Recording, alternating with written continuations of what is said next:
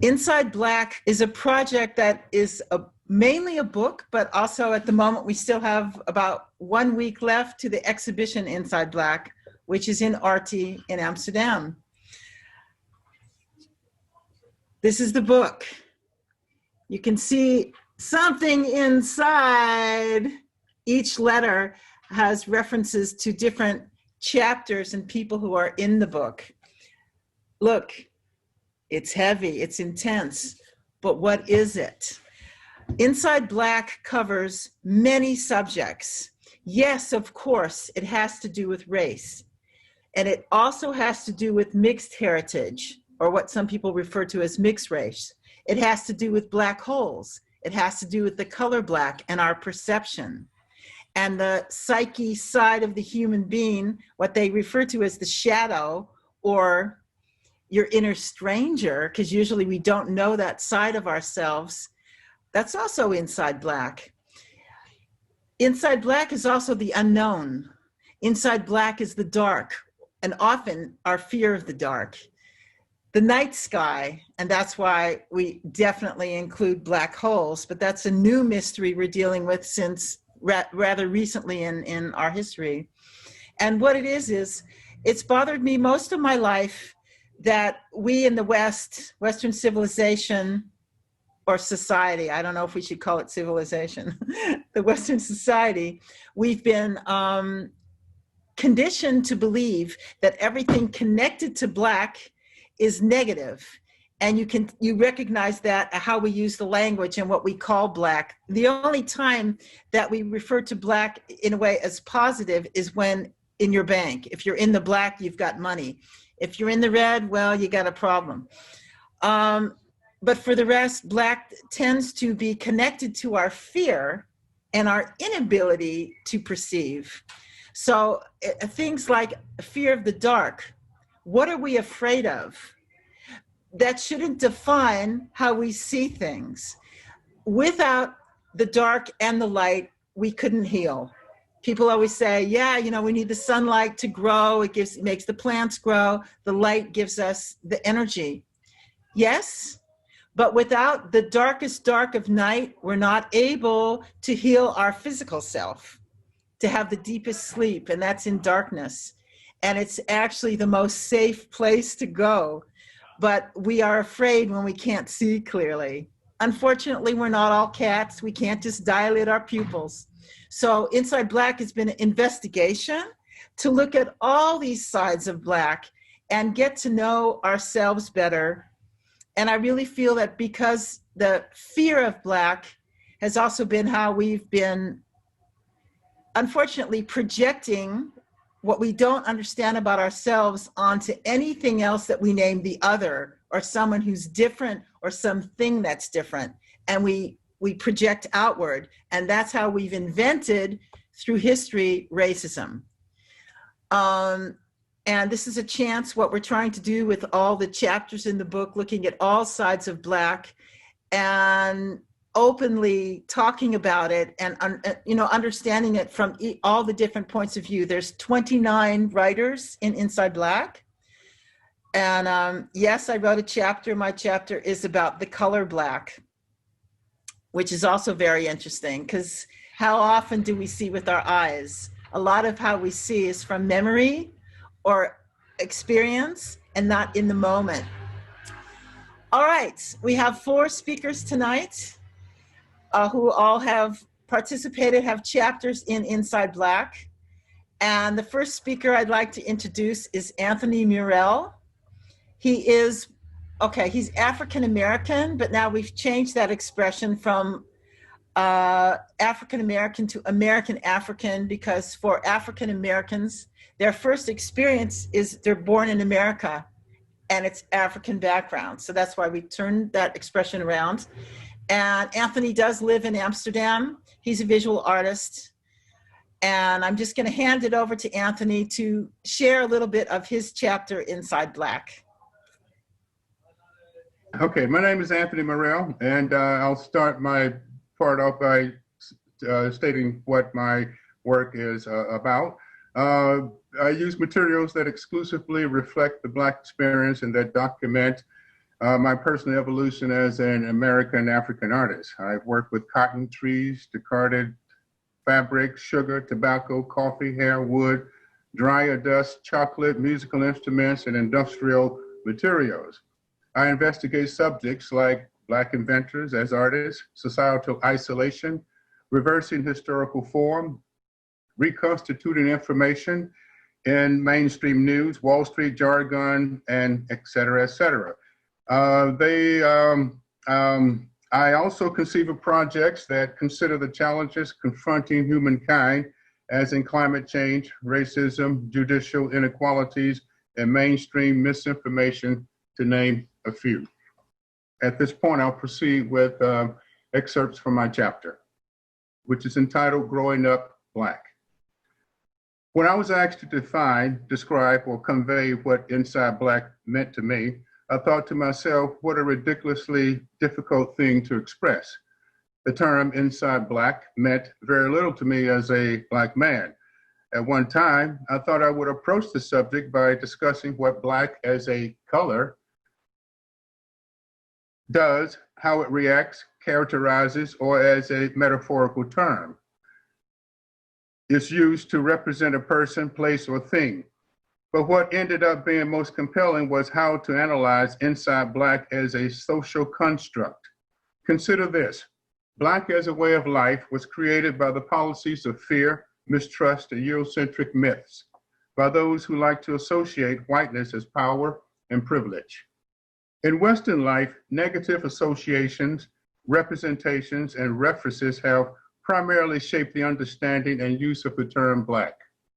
As I implied, I have my reservations about the subject because it's not something I or most American Africans, to quote Sharif Simmons, would spend much time thinking about. I became intrigued by the far-reaching aspects of the inquiry into contemporary thinking and decided to participate, but only by addressing what inside white means to me. It was clear to me that to express what inside Black means to me, I'd have to explain and describe what inside white means in general. Because if it were not for whiteness, there would be no discussion about inside Black. So what is a concept for whiteness? According to American writer and social justice educator Paul Kivel, concept of whiteness is a powerful fiction enforced by power and violence. Whiteness is a constantly shifting boundary separating those who are entitled to have certain privileges from those whose exploitation and vulnerability to violence is justified by their not being white. Labeling people as brown, black, red, yellow, and white did not happen in Africa. There are over 3,000 tribes on the continent of Africa, and not a single one of them called Black or refers to the other as Black. So we can at least inconclusively say that inside Black also has little to do with being of African origin. People living on the continent of Africa belong to tribes, and any reference made to those people as Black was not declared by them, but by Europeans and others. Therefore, the only reason people who are Black exist is because of people who call themselves white. Inside Black is not African. Inside Black is an assault on the African continent. Look at Ethiopia, or Ethiopia, as the Greeks would call it, meaning the land of burnt faces. Again, I can only explain what inside Black means to me because of living inside white. Let's take, for example, where I grew up, a neighborhood in the southeast of a segregated, primarily white Memphis, Tennessee, called Orange Mound, the old historic American African neighborhood in Memphis. Some have said it was built on a Choctaw burial ground, which is partly true, but not the complete truth.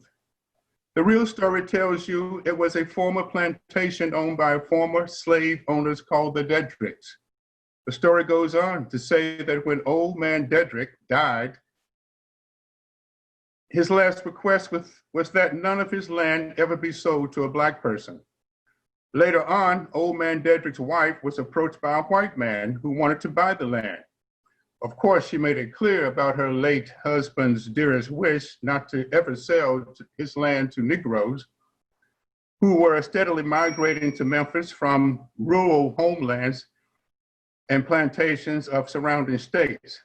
Well, as proven by history, that didn't happen.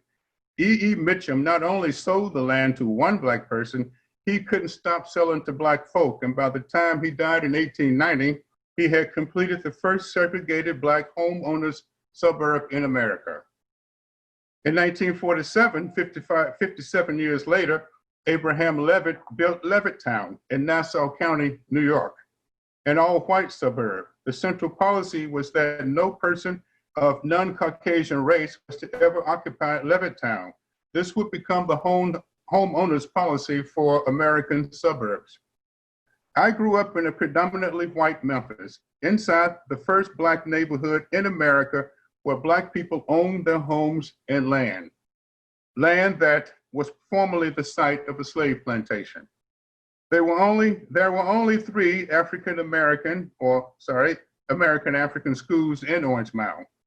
The 2 elementary schools were Dunbar and Hanley, and I attended Dunbar Elementary, which was named after Paul Laurence Dunbar, one of the first influential Black poets in American literature. I love the idea of going to a school named after an American African poet. It was at Dunbar Elementary while I was 7 years old and in the 2nd grade when I came to the realization that I was an artist.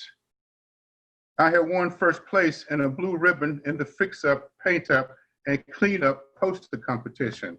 I had won a blue ribbon inside a Black school in a predominantly segregated white city.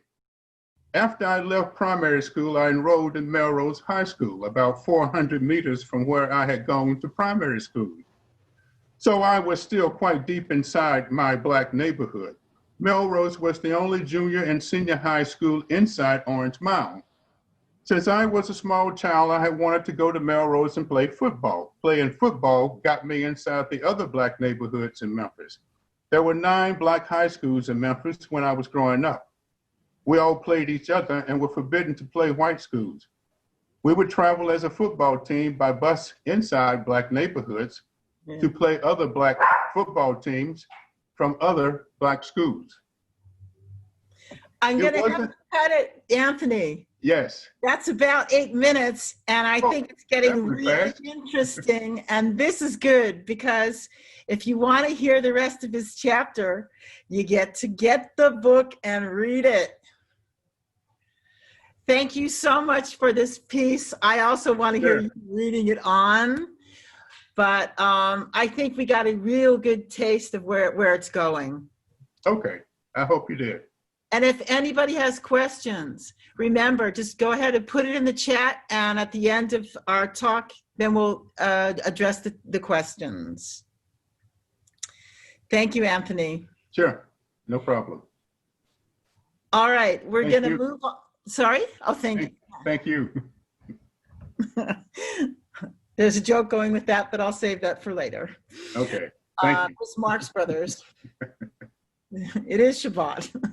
Okay, we're moving on to number 2, and that will be Joan Ganny.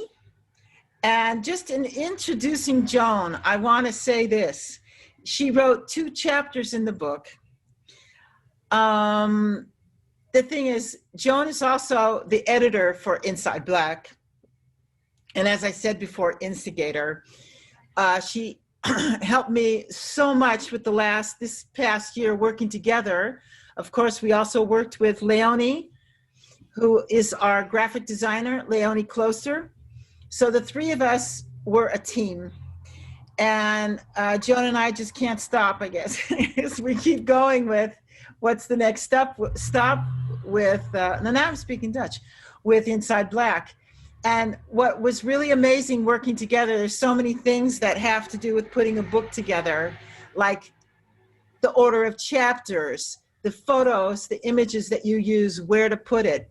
So she went way beyond editor, and I think her respect for each writer and working completely to help them bring the most power into their chapter. I really want to thank Joan for your great work on this.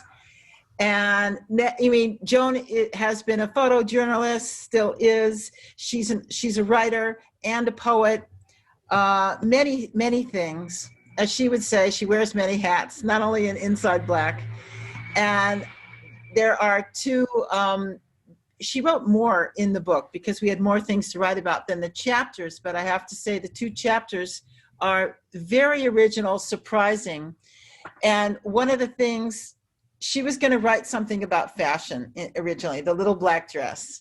And I said to Joan, there's a story, my favorite story that she had told was how she met Muhammad Ali. And what I said to her recently was, you know what? You know what's inside Black? You, as a female feminist who took action, who stepped out, her fear not getting in the way of what she knows needs to happen, and how she managed to get an interview with this incredible world-renowned fighter is part of the most fun stories I've ever heard. And she's very daring, and I think even many men wouldn't have dared to do what she did in order to get the interview. So I'm going to turn the table in the direction of Joan, who happens to be right next to me on the screen. Joan Ganny, can you please share something with us? Well, that was quite an introduction. I'm so nervous. I'll try to get through all of this and say thank you.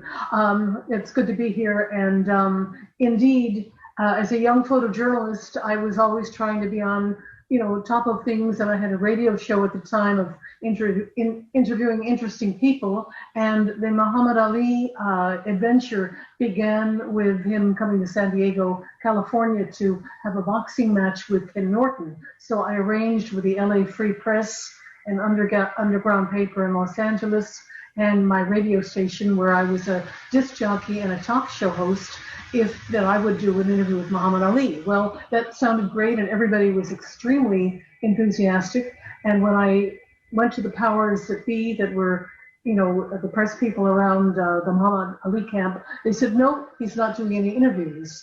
And I was, determined that I had to figure out a way to do this, because I had a newspaper that reserved a place for my story, and I had a radio program that I had to fill. And I had a think about it, and I kind of just went to logic. I'm not I was 20-something, so I wasn't that, aggressive with a bag full of journalist tricks at the time. I was starting out, and, it happened to be, it's helpful if you're, a young woman, but I was certainly not there to be a groupie. I was there as a serious journalist. So I said, well, what do you mean he's not doing any interviews? He said, he has no time. And I said, well, what do you mean? What's he doing? They said, he's training. And I said, well, where is his training? In the gym? And they said, well, he runs the golf course every day at the hotel. And at the time, I was a serious runner, and I was running 7 miles a day. So I said, well, I can do that. And they said, oh, yeah? And I said, yeah. And they said, well, come tomorrow at 7 o'clock. And I'm not the earliest riser, but of course, I couldn't sleep all night. And I showed up and I ran the golf course with him.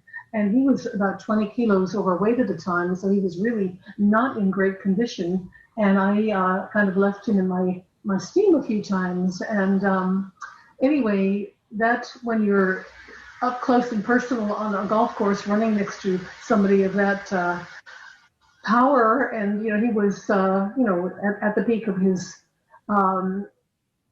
career up until that fight. But he had various things going on, and he was out of shape and out of condition, so he lost. And that's in my story, which you can also read in the Inside Black book, because the photographs that I was able to take, because I was the only woman allowed in the whole camp. I had my Muhammad Ali t-shirt that was my equivalent of a backstage pass. This is one portrait of him, and it's a image you won't see that much because he's looking kind of sad and defeated. And he lost the match, and he knew, and he felt ashamed because he was not the greatest at that point. But being Muhammad Ali, within a year, I went up to Los Angeles. They invited me to the camp again, and he beat Ken Norton, the same boxer, and he just came back 20 kilos lighter and in fighting form, as they say. Anyway, for me, it was a thrill, and lots of things. It was a very crazy time, and there's a famous sports sports reporter from television all through America called Howard Cosell. He's a real hardcore, hard cookie. And he was kind of my protective guiding angel besides Muhammad Ali's trainer, Bundini Browne, that they both took me under their wing because the boxing press are tough and they don't let women around, and they were getting in my way and threatening me to, block my photos, my view of taking photos. So I came to Howard Cosell at the end and I told him about getting this chance to get my interview. And he said to me, you may not be the last, but you're not the first. You may not be the last, but you're the only woman who was taken on the challenge, and that's an exclusive. So that was great fun, and it remains. It kind of gave me the force to go ahead. And the other chapter that I did is called Black Cats Rule, and that was Leslie's idea of calling it that because it's a funny slogan in America that you can use in all sorts of ways. And basically, it was inspired by this photograph, which is a photograph of a Hollywood casting call for a horror movie. And they had 150 black cats lined up down the street in Hollywood to sign up for this film. And when my cousin in New York sent me this picture, I thought, well, I showed it to Leslie and she said, we have to do something. And so I'm not going to read you the story, but this is the poem that I had written a few months before this synchronicity that inspired it. And this is what Inside Black is all about. It's about synchronicity.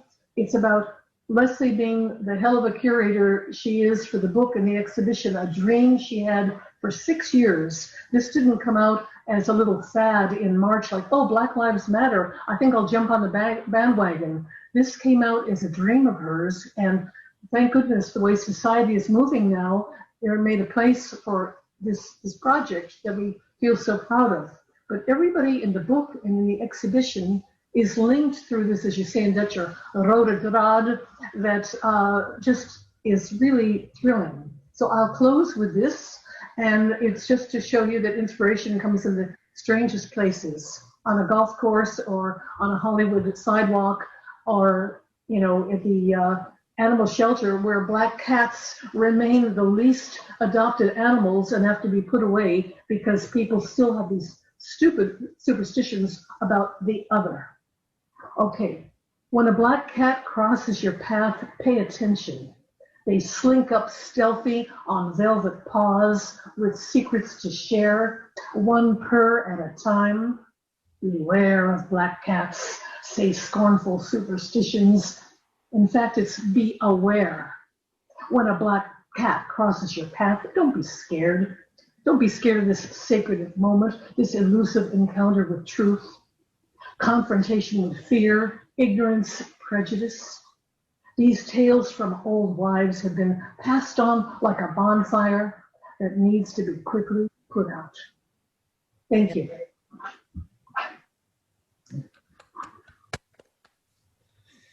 Yes, thank you, Joan. And all the black panthers and cats on earth are purring now. Okay, we got to move right along. I'm on, right? You can hear me. Yes. Wonderful. And I see Anthony has something going on. Something's really amusing, and I'm going to ask him later what's happening. Okay, number 3. That would be Arjan Polhuijs. And I'm really glad to have him share some of his chapter, because that's you, Joan, we're talking about the other. And I think the other is that person, in fact, according to Arjan, the 3 of you inside of you, that shadow side, or the whole truth, what do you call it? A trilogy. Anyway, the part of you who gives the whole story. And with that, I'm going to leave you with Arjan Polhuijs. Take it away. Thank you, Leslie. Can you guys hear me? Yes. Perfect. Cool. So good evening. Yeah, my name is Arjan, and I'll be reading a few passages from a piece I wrote for Inside Black, and it's called The Dark Child Revealed. So about 7 years ago, I made the conscious decision to dive headfirst and deeply into my own inner system. I decided to take full responsibility for my own life, healing and growth. And for several years, I made what I like to call a spiritual and psychological road trip. I subjected myself to different experts, masters and experiences in many areas to grow into a healthy balance with myself and the world around me. Now, the centers of both the spiritual and psychological kingdoms taught me that the female and male aspects within ourselves must be completely cleansed and aligned with the inner child. So in this way, you heal your, what you like to call the yin or the yang energies, also known as your mother and father. So that's what I did. But shortly after linking the connection between my inner male and inner female, which took some time, something started to protest. A part of me did not want to go to work and instead loved to stay in this land of the spiritual and the psychological. Something rejected the daily responsibilities of working, providing for my children and living a balanced lifestyle. I tried to sabotage my behavior whenever I needed to be disciplined or responsible. So for a while, I really didn't understand what it was. My inner man and woman, they were completely aligned. They were balanced and they were accepted for all of their lightness and their darkness. And I knew for sure it was neither of them who was objecting. So who was getting in the way then? And suddenly it dawned on me. It was my inner child. And for the first time, I looked at my child from a completely different perspective. I'd been told that the child was lost and had to be found, that it was something holy, the center point of everything. But then I saw the other side of the child, the dark side. I could see that my child was as dark as it was light, just like the man and the woman. And I realized that we all have, implicitly or explicitly, declared the child to be something divine, something holy, making us completely blind to the dark child within us. But just imagine spending 12 hours on a plane with an undisciplined, ill-behaved, spoiled, nagging and self-centered child, and you will be fully cured of this notion. And I came to understand that the inner child is not holy by default, and in fact, it's not a good idea to declare any three of these aspects of ourselves to be holy. We need to find them all, recognize them all for their greatness as well as their flaws, so that they can grow together to a point of freedom, openness and wisdom. So this was the first passage, and the story now goes on to explain what each of these three bring, their dynamics, and how to get them to grow into a team of three that work together to meet your full potential. The next passage is a bit further down in the read, and it dives deeper into some of the effects that you can witness due to the fact that we don't recognize or see the child to have a dark side too. Here we go. Usually, the older you get, the longer your inner child will have gone unnoticed, and the more it will have grown accustomed to its place in the darkness. This is where the dark, spoiled, and ungrateful child in us, and reflected in our society, rises. And it perfects its most powerful weapon, the victim that we must pity. This phenomenon serves as a trigger to get us to save it. And unfortunately, we cannot help ourselves from doing just that. If we don't help the victim inner child, we judge ourselves and each other to be harsh, cruel, and at times heartless. We all have, to a certain degree, a wounded victim child inside of us, which is why we give in so easily to the sentiment. The wounded child in us fools us to help the poor me victimized child in another. It says we're vulnerable, we're wounded, we're victimized. Let's protect ourselves and each other's. So we turn our inner man and woman against each other to fight for the poor child's sufferings and doomed destiny, each one blaming the other for the pain the child has. This is the classic parent trap. Because we don't recognize the existence of the dark side of the child, we end up with quite a few problems. And let me just illustrate a few. There are couples who struggle together, believing that their inner man and woman are disagreeing and arguing with the other inner man and woman. Often that's not the actual case at all. And it's the inner child that is demanding, the man or the woman, in their partner to soothe or to take care of it. And this can be very confusing and is a source of quite a few relationship issues. You might think you're connecting with your partner's inner man or inner woman, but in fact, you're in a relationship with their suffering inner child.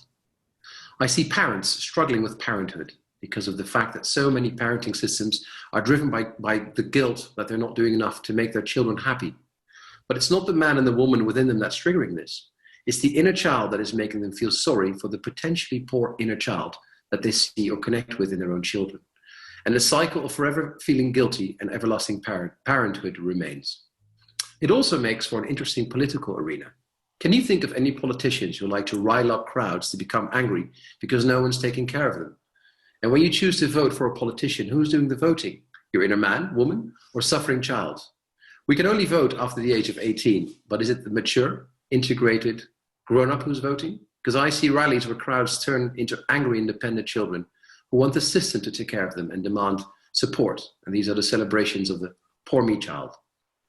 I often meet people who believe themselves to be enlightened, spiritual people who live the so-called spiritual way.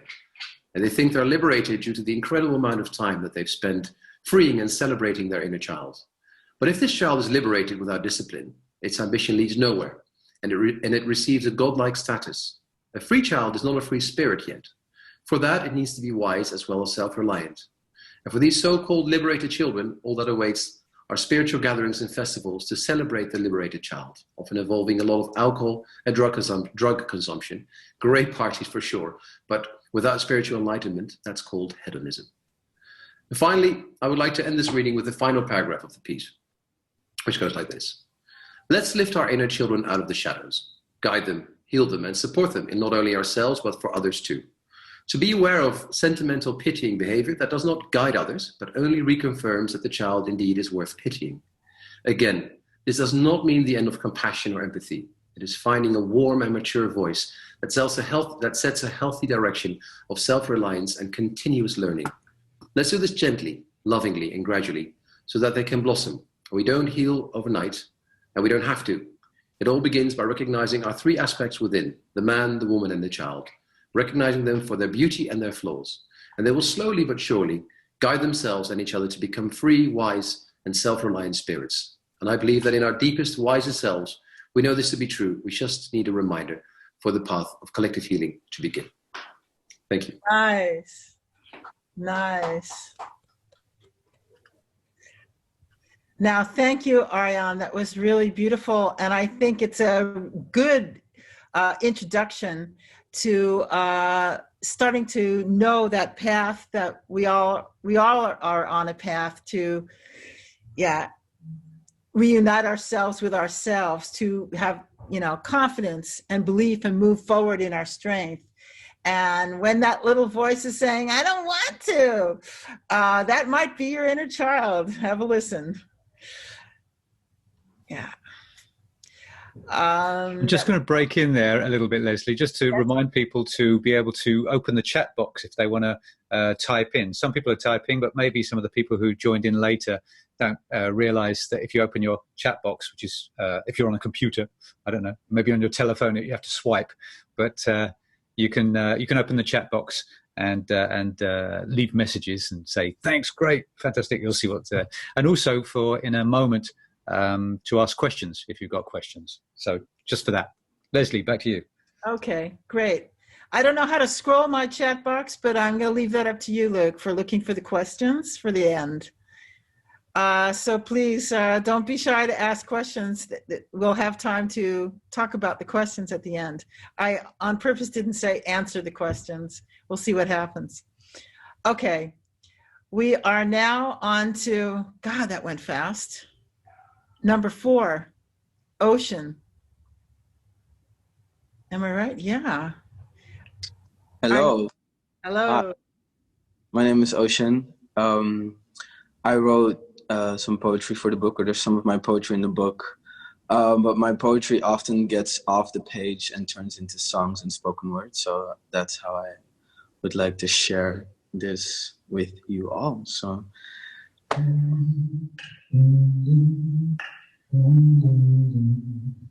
Black.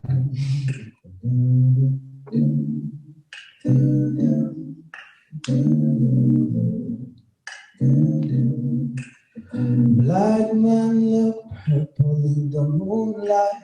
I'm made of rainbows, but that's not my phenotype. Expose me to sunlight, I'ma shine bright. Cause I carry crystals on the inside of my punchlines. Got you digging and diving for meaning. When you figure me out, I change my figure and I go back to my liquid state. Back to my liquid state. I am the dancer in the sky. I dance to elevated beats, moving with my feet until I fly. so high, I'm dancing with the butterflies and to the songs of birds. I dance to hear what happens. Let me be the channel. I can be the channel. Turned up, speaker on level, eternal. Keeping up the tempo, mixing at the planetary table. I crossfade between dark and light. You gotta listen up because there's no rewind. Fast forward to progress your mind while your heartbeat keeps the time. Let me mediate the conversation between universal energy and humanity. I will allow the wisdom to flow. I will be the translator, translating high frequencies into melodies. See, we've arrived at the stage where words don't cut it.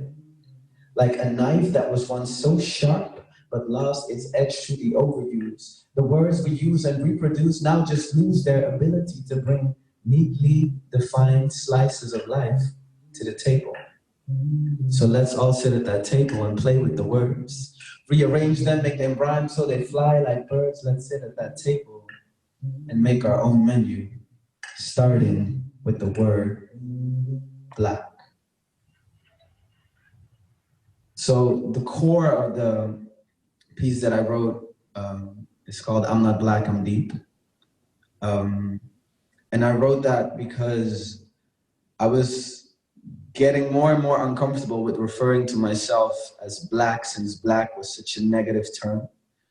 And there was a period in time where I started noticing a lot of police brutality and images and videos of people that looked like me or looked like they could be my family, and they were black and I was black. And I started having this really weird fear for the police that I never had before. So to free myself from the fear and to free myself from this idea that Anthony expressed so beautifully in this chapter also, that black was something projected on me, that's not what I am, I wrote, I'm not black, I'm deep. So, you see, I'm not black, I'm deep. You're just looking at something that you don't understand. You don't know how to describe what you see, so you call it black, but that's not me. I'm not black, I'm deep. The black you see is the color of your ignorance. You are in the dark about my light, it's bright, I'm not black, I'm deep. Purple, like the amethyst that I hold in my hand, that's connecting my crown to all the stars in the universe. Look up and feel its infinity. There is infinite possibility that you can't see. It might seem black to you, but it's infinite like me. I'm not black, I'm deep. It's like when you close your eyes and you enter deep sleep, and the black behind your eyelids becomes the landscape where you create your dreams. Black creates your dreams. But it's all gone and forgotten now that your eyes are hit by the light of day. You're woke. Well, see, I am the forgotten son of the earth. So the ground you're standing is the ground that made me. I was the first black everything, and I'll be the last black nothing, stuck inside the rhythm and blues of a truth that I died for time and time and time and time Again. and time. And time again. Thank you.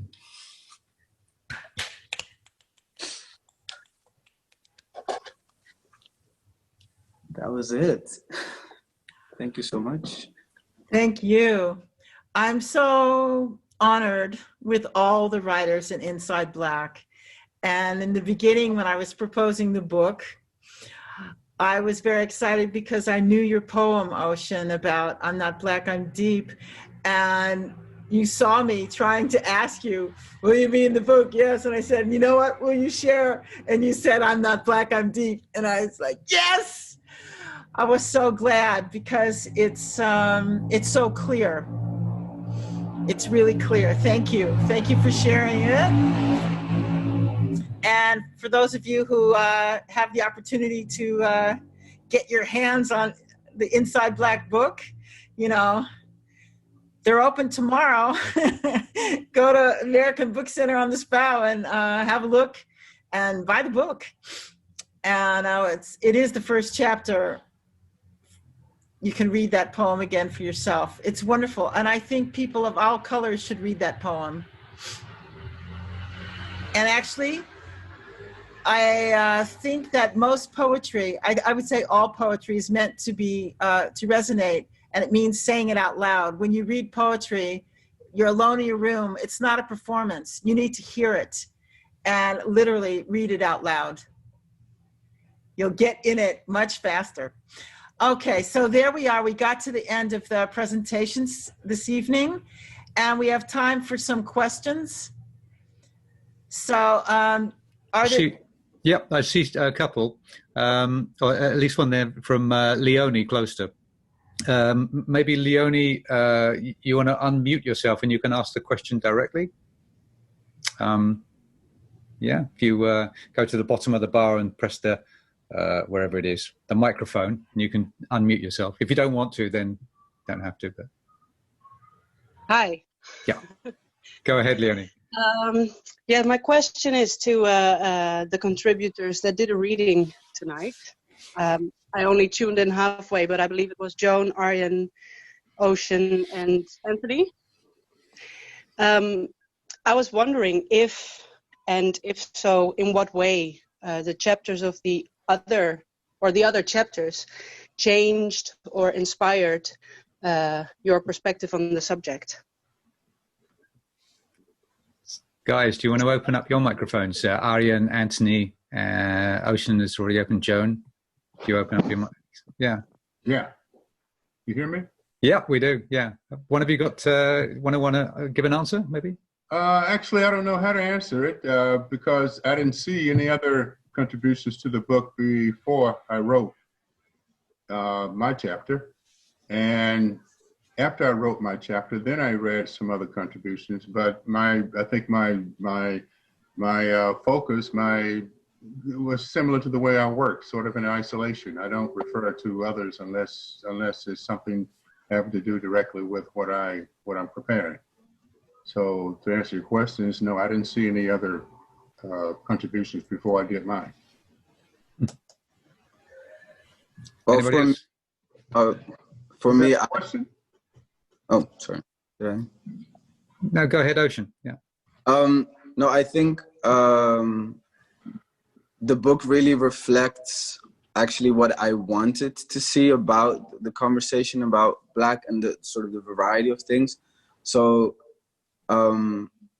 it was more confirming, and it was more, I could dive deeper into all of those directions, and it sort of affirmed, like, yeah, Black, this idea, this concept can go in so many different directions, and I even think that it can go into even more.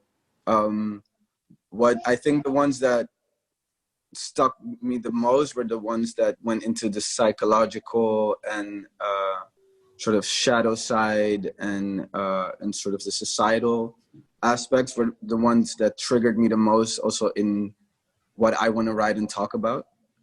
But generally, I just love the fact that it went everywhere. That's great. Arjan? Although, I mean, there was a lot of great pieces in there. So be hard to really. I think the one thing that really stuck out for me that I think was I didn't have that clear before is that the dark is really the unknown, and that's why the sort of the shadow sides are not necessarily the enemy, but it's the stuff we don't know yet. So I think that's the core part for our growth, because it's Black and it's the unknown. And I think it has altered my thinking a little bit, where the stuff that's going on in the shadows is basically exploring the unknown, and to once you start getting into that frame of mind, it loses all of its all of the sort of the scary bit, because it's basically it is the fastest path to growth. And I think that was really emphasized through reading quite a few bits of the book. That's what I would, and I would probably write a slightly sharper piece that way if I would rewrite it after reading the parts in the book about that, where the dark side are actually the teachers of the dark, or the explorers of the dark. I would lift it up a little bit. I want to say am I on? Yeah. You are, yeah. I want to say one thing about the unknown, because I think that's true. I think one of the main things that connects many of the chapters are we've been functioning with a big dose of fear and believing in our fear instead of believing in our power and our enlightened side. And I think when we let go of the fear and just openly explore what we don't know, because that's like the part of being in the dark, we're also confronting ourselves with the thing that humans want to have control. And some of us, like me, even like a control freak, why I can have a little bit of control, but then the next day it's dirty again. So I think the thing of being able to have control or see in the dark or know what you don't know yet, I think we really have to do some deep breathing, relax, and just be open, let it come. We will learn. And one thing I wanted to connect this with cats for a minute. One of the reasons why people are still afraid of cats, and especially one of my cats is a representative for that. She's a very white cat, meaning her fur is white and her eyes are blue, but at night it looks like she has black eyes. Why? Cats can open their pupils so they let enough light come in so they can see in the dark. And, wouldn't that be wonderful if we could do that with our eyes? But actually, I guess whoever it is, the spirits have said, no, you guys have a lot to learn before you're allowed to just see in the dark. But I think we can open up our minds and open up our life experience and just go ahead, take a walk, in the dark of night, in nature by yourself, and just see how that feels. And the last person to say was Joan. Joan, you already said it didn't change my perspective. It didn't change my perspective. It enhanced my perspective. Do you want to expand on that? Well, I don't really have so much to say, just that it enriched my perspective, inspired it, I suppose, just made I was aware of things, but it just confirmed things and made me more committed to these last years. Our society has been kind of quiet, and I don't want to say apathetic, but quiet. And with the women's movement starting up the last couple of years, and the little bussy ear hats that everyone was knitting and wearing, and with Black Lives Matter, getting people to speak up again, which we need more than ever, I think is just valuable. So in that sense, it just, for me, confirmed that our voices must be heard, and hopefully harmoniously. Yeah, that's it. Thanks. Leslie? I think I said my piece, but do we have time for one more question? Does anyone else have a question that they want to ask? That was the one question I saw there. There's another one from Ingmar. Ingmar has a question. Yeah, Ingmar, do you want to unmute yourself and ask a question? Yeah, sure. I mean, the thing is already in the chat box, so I was just wondering if there was any specific opinion of the great speakers here about the whole issue of polarization, right? If you stand a lot inside the black, then obviously you might create something on the inside white part, and vice versa. And I was just wondering if anybody thought or heard something about that. Open to the panel? Nobody? So I mean, sure I understand the white part would have been somewhat, I don't know, this is just out of the box, right? I would have also thought it would be really awesome to have some inside white thoughts in the book, just to then, bounce it off that, because for me, inside white is also not really clear. I think that would be a whole other book, actually, to be honest with you. This is yeah. This is what it's taken. How long did it take you to do this, Leslie? From start to finish? 6 years, 8 years?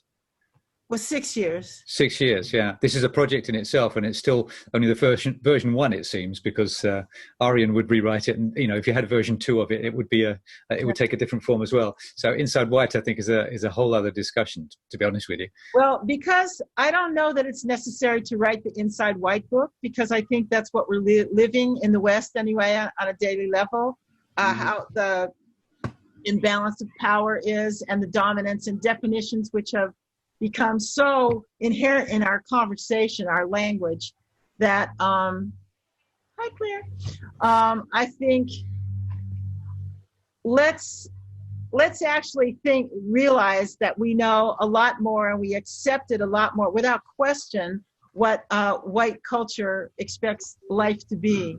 And I don't say that, and this is when we're talking about race and culture. Inside White, I think that conversation has been open in the book when we're talking about light and dark, the contrast, not necessarily about race, but when I think of Ashish Pant has a chapter in the book, and he said so beautifully how the light is what we think of. Yeah, the light gives energy, and it's the light force, and plants grow in the sun, and we need that, what is it, vitamin D? But what he pointed out is, without the darkest night, without our deepest sleep, which comes when we're in the best dark that we can be in, we cannot heal our physical selves. So healing means the yin yang of light and dark. It's equally important. But I'm not talking about domination, and I'm not talking about race or politics. I'm talking about what is. And as we let go of our fears of the other and realize that we are the other, it's actually our inner self that undermines our liberation, I think there'll be less questions about what's better or what works or what we need, and just know that it's everything. We need this conversation. In my chapter, I kind of described what Inside White was from the perspective of how I grew up as a younger person in America, in Memphis, Tennessee, during segregation. If you were to look at, it's sort of like the default Inside White is for civilization, particularly Western civilization. When I went to school, for example, and the history books that we received were used history books from white schools. Nothing in the history book said anything about my experience as an American African, only through the eyes and through the insight of white writers and white educators. It wasn't really until, I would say, probably in the 90s when the revisionist movement started in America amongst Black writers, redefining, describing what American history is. Yes. Then that's when you start to see the two opposites, Black and white perspectives of America. So, to answer the question that was asked about, or that was suggested, that there should be a whole book about Inside White, I think there are a lot of books about Inside White. I think there are a lot of movies about Inside White. I think one need to only just look out your window and you'll get a pretty good idea of what Inside White is. That is what created Inside Black, as I said. So the discussion around Inside White could be another time to talk about, but I think for the moment, it's pretty evident what Inside White is. Look at Donald Trump. That's a very good example. Please, do we have to? Yeah. Yeah. Let's not. On the other hand, yeah, exactly. Nice. Politically, Republicans describe exactly what Inside White is. Colonialism describes what Inside White is. It's a good way to look at and understand what Inside White is, colonialism. So, the subject of Inside Black is a subject, as I said, that has only been approached and discussed because of how we have a perception and a perspective of Western civilization, which has primarily been from a white point of view. So as a social construct, it's pretty easy to see what Inside White is. Yeah, and based on what you just said as well, I'm thinking black is the reflection, it's a reaction of white, and hopefully this book, Inside Black, it should be standing on its own in its own right, not a reaction to, but just Right. It exists because of Inside White. The book does. Yeah. Leslie certainly, I think, came up with the concept 6 years ago because of her inquiry about what was going on in the spaces around her environment, and how she grew up in California, and contrast that to how she lives in Amsterdam. Yeah. All of that was based upon that perspective of Inside White. Yeah. I asked when I first moved to Amsterdam, I said, well, this looks like a segregated city, and I'm talking about 40 years ago. And people said, no. And I said, really? Where are all the blacks? And they said, they're living in the Bijlmer. I said, so the Bijlmer is the name of the ghetto? No, we don't have a ghetto. And I thought, yes, you do. Yeah, it's like you had where I grew up at in Orange Mound was a designated homeland of myself. It was designated as the place for black folk to live. And they had boundaries, which were Park Avenue, Airways Boulevard, Lamar Avenue. These were streets in Memphis that were boundaries of where we were supposed to live. So outside of that was Inside White, as I described. Memphis was predominantly white. It was segregated, and everything was focused around the concept of whiteness. Well, I do. at this moment, go ahead, go on.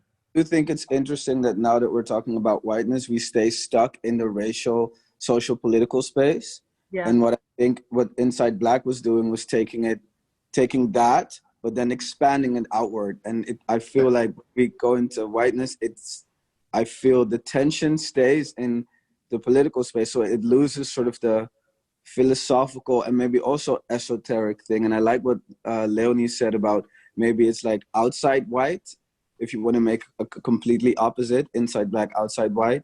Yes. But I think that, I don't know, I'm noticing as the conversation goes on that we stay stuck in a very narrow space, which is exactly the black space that I wanted to escape out of. And I think if we want to sort of get to a holistic space, then we need to actually, get outside of white as to what is it outside what we have labeled it, just as much as we did with black, but then in an opposite way. Because otherwise, it remains this polarizing tension. I see what you mean, and I agree with you. It's almost like it has to be, or not has to be, trying to describe the Inside Black. We come to realize that actually the outside white has to also be developed more than just the racial side of it. If I understand what you're saying. Yeah. Should we move on? It's 7:00. There's a couple more questions. Do you want to? How many questions do you want to take, Leslie? Can you see Let's just take one last question and answer it with short and sweet. Okay, then let's see what we can find. Gosh, there's a lot. We're getting to get some really big ones. Well, maybe take a big one and we'll give it a short answer. Well, actually, there was a nice one from Mike, which is a short one, and it goes forward as well. What do you guys think is the way? Well, actually, Mike, do you want to come online and? Well, actually, Mike, you're sitting with Joan, so it's going to Leslie. Sorry, you're going to feedback. So I'll read it out. What do you guys think is the way to bring this strain of consciousness to the children? To the future. So, what do you guys think is the way to bring this strain of consciousness to the children? I just want to say one thing about this. Akinsanya is one of the chapters is about him. He was a Black Panther. He wrote the Black Panther coloring book back in the time when the Panthers were active. And there's also a copy of it in the exhibition if you want to see it. And I had asked him that. It's in the book. It's in the chapter. I said, what do you think will really cause real change? And this question is specifically for the children. And he said, in one word, education. And he is a teacher. and he's still doing lectures. I think he's in his 80s now, and he's still doing his artwork. But I think honest education, sharing knowledge, and not, going on with our fear. Let's learn what we're doing here on the planet. Was there someone else who wants to answer that question? I think from a very different point of view, I think what lives in the shadows or in the dark side is regret, guilt, and shame, if you will. From my point of view, my philosophy, shame comes from the woman inside, guilt from the man, and regret from the child.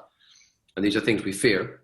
Well, actually, they're teachers of the unknown, if you will. They're the explorers. And I think guiding your children to developing a very different relationship with shame, guilt, and fear, not as your tormentors, but as your teachers with whom you can tune in and talk to. You develop a very different relationship with them, and I think it will help you to grow faster through the dark than demonizing these three energies, if you will. Anybody else to want to answer?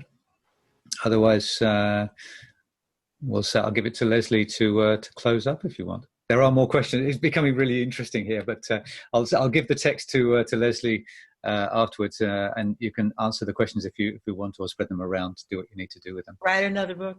Write another book, exactly. Go ahead, Leslie. Though I just say, yeah. I just want to thank everybody for tuning in, because what I had hoped for with Inside Black is to get a new conversation, that people start to listen to each other with compassion, and not just defend themselves, or we feel there's a lot of righteousness, or people feeling right, and having certain conversations that are competitions or arguments, or even if we go as far as having wars. It has changed nothing. The conflict is not getting us anywhere. All it does is say, I'm hurt. The other one says, no, but I'm more hurt. Or no, but I have good reason. We need to stop and say, what's going on, and try to really look at this world. We're on it together. It is one planet. So let's ground ourselves and start to really listen, and be open to hearing the other side, and try to hear the underlying meaning of things. When somebody's crying and they're saying that they're hurt, that's what's happening in the moment. But maybe what they're saying is, can I trust you? There's more going on than comes out in the words. And let's really continue to listen. Listen to your neighbors. Say hello to people. Be nice on the street and see what happens. Even with COVID, we can change things by being conscious, which means choosing to have a new conversation. I'd say let's give us all a round of applause, physically or otherwise, because I think you can see it all. Thanks for doing this, Leslie, and thanks for everybody who are performing as well. Thank you, everybody, for listening, and thank you, all the writers, whether you're here or not. Thank you for making that book. It's not my project, it's our project. Great project. So you can get that at the American Book Center, or you can have it sent to you with free of charge, sending within Holland anyway. So I'd like to say thanks to everyone for coming along, and hopefully we'll see you another one. If you want to see more events like this, then look at abc.nl, and you'll see the events page, and then you'll see some more online events, because we're doing that more and more these days. So hopefully see you back again, or maybe in the shop. Okay. Thanks a lot. Okay. Thank you, Bye-bye. Bye. Bye.